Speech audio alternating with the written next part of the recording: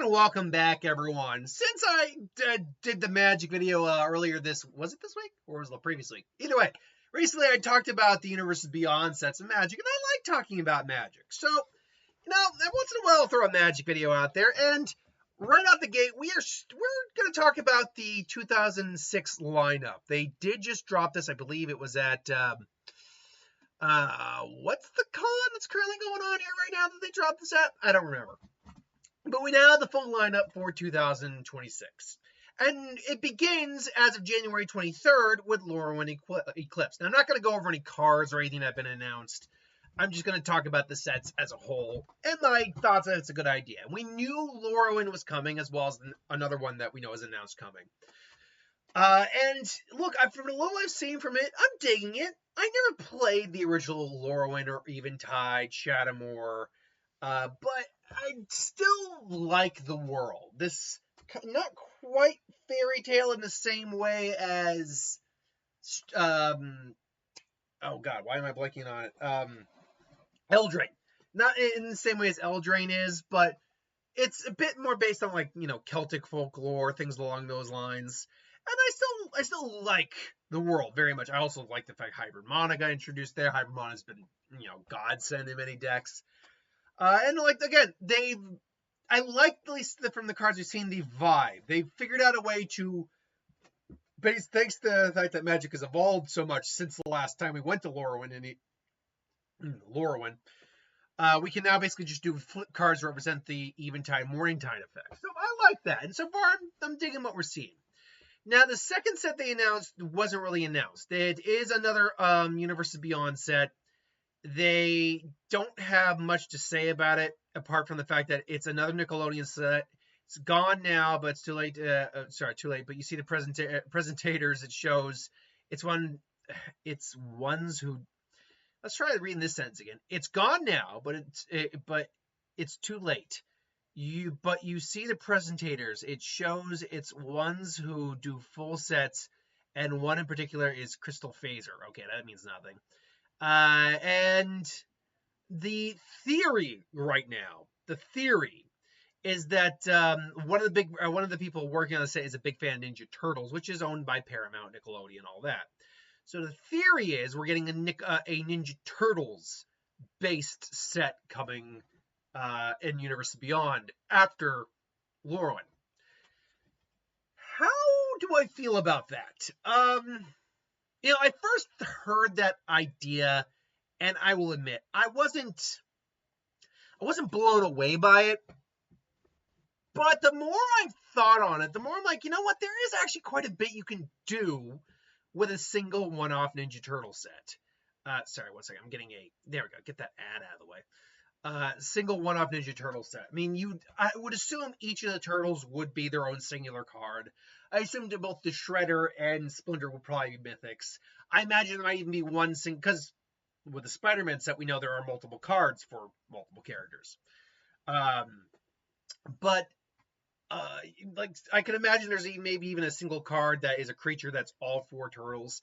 But beyond that, we would be getting the mutant type back in spades. I mean, you have freaking, Bebop, Rocksteady, Leatherhead, Baxter Stockman, Superfly, not to mention all the other mutants that you can have show up there. You also have Krang in the Technodrome.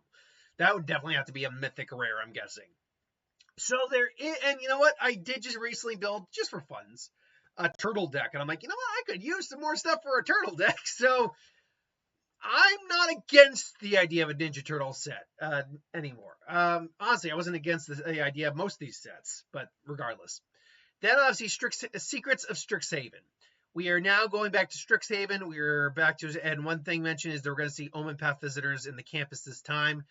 If I'm not mistaken, and apparently it's getting a novel with a promo card, which is nice. But one thing I've heard is we are going to probably see more of the actual plane itself, not just the campus. Aklavos or something like that. That is roughly the name of the plane. Hey, look, I like Strixhaven. Maybe also they're going to expand and give us more classes. We know it's 4 or 5 Elder Dragons, each of the enemy land colors. So maybe there's new Elder Dragons, maybe new classes have emerged. I will be honest, I'd rather just us keep the original 5, simply, or have the original 5 expand into a third color. That I could live with too, but because I'm just like, to be honest, I love Simic, and Simic is green blue, so like I'd hope you wouldn't get rid of it. But I'm down for another visit to Strixhaven. Also, in June 2076, Marvel Superheroes. I will put it this way: I don't think we need to worry about them dragging up Marvel anymore because we're getting nearly the rest of this set. Okay, so you'll know if during my predictions for Universes Beyond what we could get. I speculated we were going to get a couple different Marvel sets. I speculated definitely an X-Men. I speculated probably a Fantastic Four, maybe a Cosmic level one. I could also see a Street level one as well. Look, and I'm going to do another video soon about the Infinity Stone cards, but I'm going to tell you right now, I hope this isn't the last one, because you make one Infinity Stone, you got to make all of them. You'd be using up 5 whole slots for Mythic Rares in this set if you were to have all the Infinity Stones in this set. Now, what I do think, now also this begs the question, this is Marvel Superheroes. Is it just going to be superheroes and then Marvel Super Villains following that? Are you going to mix and match it? I feel like this, weirdly enough, might be cramming too much into one set. Not to mention, even if we're being nice and saying there's 3 Infinity Stones in this set, that's 3 Mythic Rare slots that are going to be, just blocked out right there. I think 2 is a nicer, safer bet, to be frank. I have a feeling this probably isn't the last Marvel set, though. We'll see. Actually, we'll have a guarantee of how many Marvel sets are probably going to be left by how many Infinity Stones are in this set. If it's just 1, we'll expect probably at least, at minimum, expect 2 more. You have 2 Infinity Stones in each. If it's 2, okay, then expect maybe more like 1 or 2, at least 2.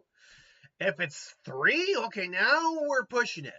But I doubt this is the last Marvel set we'll get, but we'll see what happens. All right, August 26th, The Hobbit. That's right, for the first time in MTG history, our first ever revisit to a Universes Beyond set.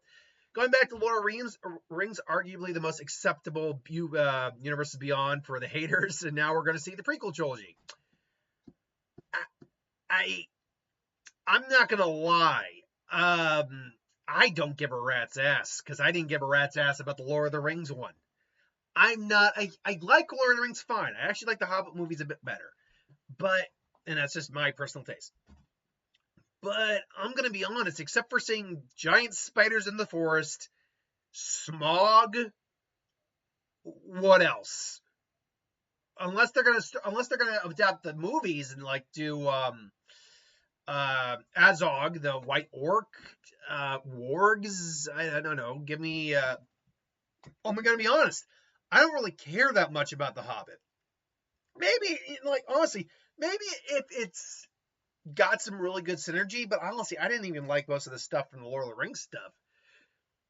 So, yeah. Okay.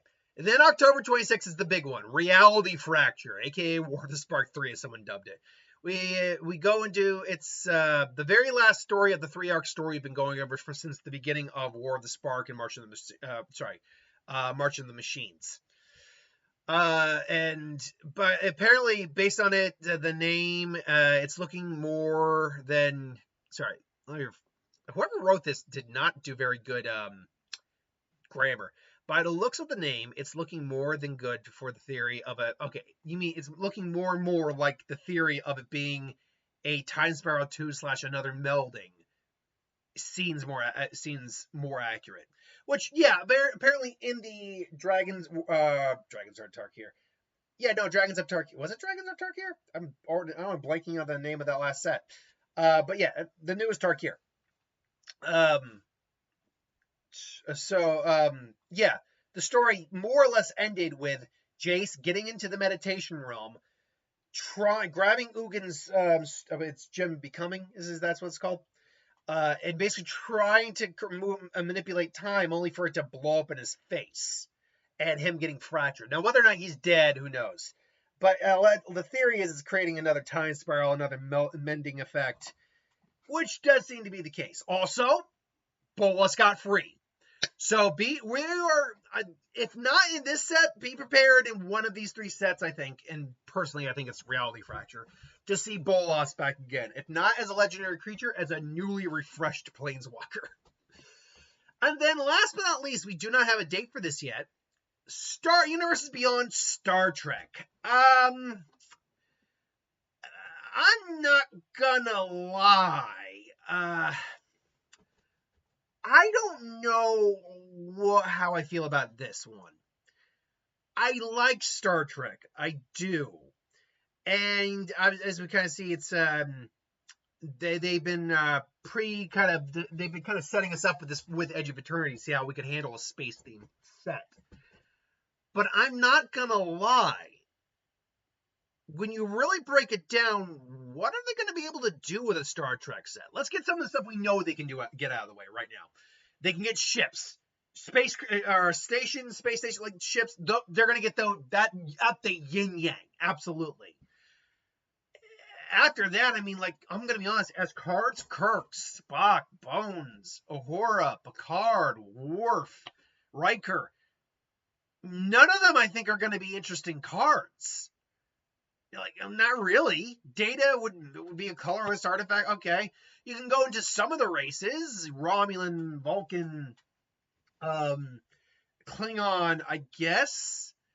But, I mean, the most interesting races you could probably do would be either like the Dominion. Borgs would be interesting. I'll give them that. Borgs will be interesting. But the Borgs really are just a different version of Phyrexians. So, like, I mean, they're not 1-to-1, but there's certainly an equivalent in that world. I mean, there's certainly lots of strange creatures we've seen in Star Wars, I guess. Q could definitely be like a godlike being.